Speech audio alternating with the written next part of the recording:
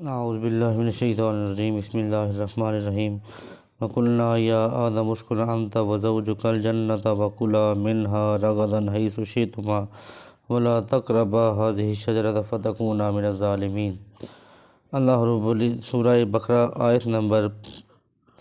35۔ اللہ رب العزت قرآن مجید فرقان حمید سے ارشاد فرما رہے ہیں وقلنا یا آدم اسکن انت وزوجک الجنۃ،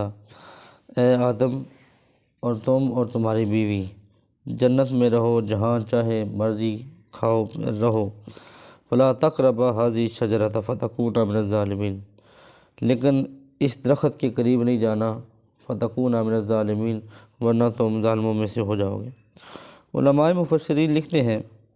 کہ آدم علیہ السلام اور اس کی بیوی حوا کو اللہ رب العزت نے ارشاد فرمایا آدم اسکن انت وزوجک الجنۃ وکلا منها رغدا حیث شئتما، کہ آدم تم اور حوا جنت میں رہو اور جہاں سے مرضی ہے کھاؤ پیو، سوائے اس درخت کے قریب نہیں جانا۔ علماء مفسرین لکھتے ہیں کہ جب آدم علیہ السلام کو جنت میں آپ کو بھیجا گیا، جنت میں آپ رہے اور کافی عرصے تک آپ پریشان رہے۔ بعض علماء نے لکھا ہے کہ آپ جنت میں 43 سال رہے، لیکن بعض علماء نے کچھ لکھا ہے کہ آدم علیہ السلام پریشان تھے، جنت میں اکیلے رہتے تھے، تو اللہ رب العزت نے ایک دفعہ آدم علیہ السلام سوئے تو اللہ رب العزت کی آپ کی پسلی سے حوا کو پیدا کر دیا۔ جب آپ اٹھے تو حضرت حوا علیہ السلام آپ کے پاس بیٹھی تھی۔ آدم علیہ السلام نے پوچھا تم کون ہو؟ تو اس نے کہا میں حوا ہوں اور آپ کے لیے بنائی گئی ہوں۔ آدم علیہ السلام نے اس کے قریب ہونا چاہا تو فرشتوں نے اور اللہ رب العزت نے منع فرما دیا، کہا جب تک تمہارے پر نکاح نہیں ہو جاتا اس وقت تک تم حوا کو چھو نہیں سکتے۔ تو آدم علیہ السلام نے کہا چلو پھر میرا نکاح کرتے ہیں، دیر کس بات کی ہے؟ تو اللہ رب العزت نے ارشاد فرمایا کہ اے آدم پہلے حق مہر دو، اس کے بعد تمہارا نکاح ہوگا۔ اب حق مہر کے لیے کوئی چیز کیونکہ موجود نہیں تھی تو اللہ رب العزت نے حکم فرمایا کہ اے آدم تم میرے نبی پر اور حوا بھی تم دونوں میرے نبی پر، میرے محبوب پر، محمد صلی اللہ علیہ وآلہ وسلم پر 20 بار درود پاک پڑھو اور یہ تمہارا حق مہر ہو جائے گا۔ اب آدم علیہ السلام اور حوا نے 20 بار درود پاک پڑھا اور اللہ رب العزت نے ان کا نکاح کر دیا۔ فرمایا ولا تقربا هذه الشجرۃ، آدم تم اور حوا اس درخت کے قریب مت جانا، فتکونا من الظالمین۔ علماء مفسرین نے لکھا ہے کہ اس درخت سے مراد حضرت ابن عباس اور ابن محمد بن کعب یہ کہتے ہیں کہ وہ گئیوں کی بال تھی۔ بعض علماء نے لکھا ہے کہ وہ انگور کی بیل تھی، بعض نے لکھا ہے کہ وہ انجیر کا درخت تھا، بعض نے کہا کہ وہ کافور کا درخت تھا۔ اس سے مراد شجرۃ العلم ہے، اور اس میں بھی اختلاف ہے کہ شجر سے مراد جنس شجر ہے یا شجرہ مخصوص۔ اللہ رب العزت نے پھر فرمایا فتکونا من الظالمین، اور تم ہو جاؤ گے ظالموں میں سے۔ جب یہ کھاؤ گے اس درخت کے قریب جاؤ گے تو یہ تم ظالموں میں سے ہو جاؤ گے، تم اپنی جان پہ ظلم کر لو گے۔ پھر رب کریم نے فرمایا فَأَزَلَّهُمَا الشَّيْطَانُ عَنْهَا فَأَخْرَجَهُمَا مِمَّا كَانَ فِيهِ، کہ جب انہوں نے پھر شیطان نے دونوں کو پھسلا دیا اور جس عیش و عشرت میں تھے اس عیش و عشرت سے ان کو نکلوا دیا۔ تب اللہ رب العزت نے فرمایا وَقُلْنَا اهْبِطُوا بَعْضُكُمْ لِبَعْضٍ عَدُوٌّ، کہ نکل جاؤ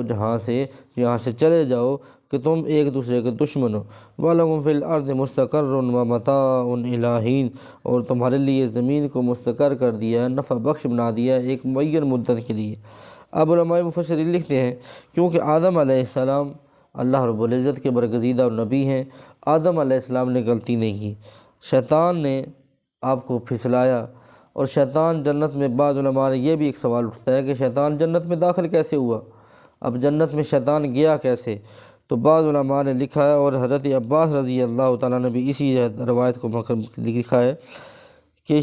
شیطان، کیونکہ جو جنت کے محافظ تھے وہ شیطان کو اندر داخل نہیں ہونے دے رہے تھے، تو شیطان کا ایک دوست تھا سانپ جو جنت کا محافظ ہے، اس نے اس سے کہا تم مجھے جنت میں داخل کرواؤ۔ تو جب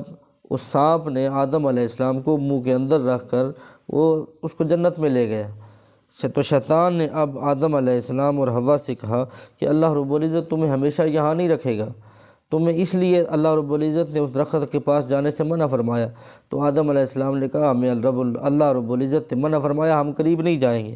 لیکن جب اس نے آپ کو کہا کہ آپ ہمیشہ جنت میں نہیں رہیں گے، رب آپ کو جنت میں ہمیشہ نہیں رکھنا چاہتا، تو حوا علیہ السلام اور آدم علیہ السلام کو پریشانی کا عالم ہوا۔ تو حوا علیہ السلام نے پہلے وہ پھل کھایا، پہلے وہ درخت کے قریب گئی، انہوں نے وہ پھل کھایا، پھر آدم علیہ السلام نے کھایا۔ اب کیونکہ بعض علماء یہ بھی لکھتے ہیں کہ حوا نے اب جب وہ پھل کھایا تو آدم علیہ السلام کو کوئی ایسی چیز کھلائی جس سے وہ نشے کی حالت میں ہو گئے، یعنی وہ تھوڑا سا ان کے نشے کی حالت میں ہوئے تو حوا نے آپ کو وہ پھل کھلا دیا۔ لیکن بعض علماء نے یہ لکھا ہے کہ کیونکہ پہلے حضرت حوا علیہ السلام نے پھل کھایا پھر آدم علیہ السلام نے کھایا، تو اللہ رب العزت نے فرمایا وَقُلْنَا اهْبِطُوا بَعْضُكُمْ لِبَعْضٍ عَدُوٌّ، کہ تم یہاں سے چلے جاؤ، اب تم ایک دوسرے کے دشمن ہو۔ اور علماء مفسرین لکھتے ہیں کہ اس دن سے آدم اور اولاد آدم اور ابلیس کی آپس میں دشمنی ہے، اور اولاد آدم اور سانپ کی اس دن سے دشمنی ہے، کیونکہ حدیث مبارکہ میں آتا ہے کہ حضور تاجدار کائنات صلی اللہ علیہ وسلم نے ارشاد فرمایا کہ جہاں بھی تم سانپ کو دیکھو اسے مار ڈالو، کیونکہ یہ اس دن سے جو آپ کی سانپ کی دشمنی ہے، کیونکہ سانپ نے شیطان کی یہ مدد کی تھی کہ وہ اس کو جنت میں داخل کرے، اور اس کی وجہ سے یہ سب آدم علیہ السلام کو پھسلایا گیا، تو اللہ رب العزت نے شیطان کو، یہ سانپ کو انسان کا دشمن بنا دیا، اور حضور نے فرمایا کہ تم جہاں بھی یہ ملے اس کو قتل کر دو۔ فرمایا وَلَكُمْ فِي الْأَرْضِ مُسْتَقَرٌّ وَمَتَاعٌ إِلَىٰ حِينٍ، کہ تمہارے لیے میں نے زمین کو نفع بخش بنا دیا ہے، مستقر کر دیا ہے، ٹھکانہ بنا دیا ہے، اب متاع إِلَىٰ حِينٍ، اور تم سے یہ سامان ہے، تمہارا نفع بخش سامان ہے، اور اس میں ایک معینہ مدت تک تم رہو۔ اب معینہ مدت سے مراد ہے کہ اللہ رب العزت نے جب آدم علیہ السلام کو جنت سے زمین پہ بھیجا تو ایک وقت معین کے لیے بھیجا کہ یہاں اتنے عرصے تک دنیا قائم رہے گی، اس کے بعد موت آ جائے گی، اور اس کے بعد ساری دنیا پہ موت چھاتی جائے گی، اور ایک وقت آئے گا کہ قیامت آ جائے گی۔ فرمایا یہ وقت معین ہے، اس وقت معین تک زمین میں تمہارے لیے نفع رکھا ہے، اور اس نفع سے اٹھاؤ، اور نفع اٹھانے کے بعد اس کے بعد تم قیامت آ جائے گی اور یہ دنیا ختم ہو جائے گی۔ اللہ رب العزت کی بارگاہ میں دعا ہے کہ باری تعالیٰ قرآن مجید قرآن کرنے حمید کو سمجھنے کی توفیق عطا فرمائے۔ وما علینا الا البلاغ۔